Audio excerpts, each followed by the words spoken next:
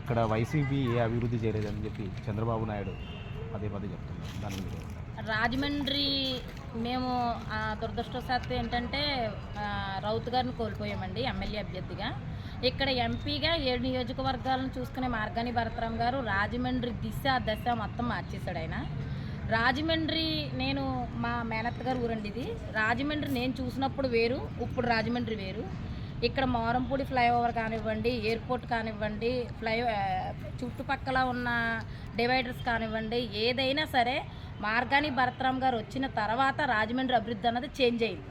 ఇలాగ ఏ నాయకుడు చేయలే. ఒక ఎంపీ అంటే ఒక ఢిల్లీలోనే కూర్చునే నియంత అనుకునేవాళ్ళం. ఎంపీ అంటే గల్లీలో తిరిగే నాయకుడు ఇలా ఉంటాడా? ఎంపీ పేద ప్రజల సమస్యలను పట్టించుకుంటారా? ఎంపీ రచ్చబండలు కూడా చేయగలుగుతారా? ఎంపీ దగ్గరికి వెళ్ళి మనం ఏ సమస్య అయినా చెప్పుకోవచ్చా? ఎంపీతో ఇంత ఫ్రీగా మాట్లాడొచ్చా అని ఒక ఆలోచన అన్నది రాజమండ్రిలో క్రియేట్ చేయగలిగిన నాయకుడు ఎవరన్నా ఉన్నారంటే అది మార్గాని భరతరామ్ గారు.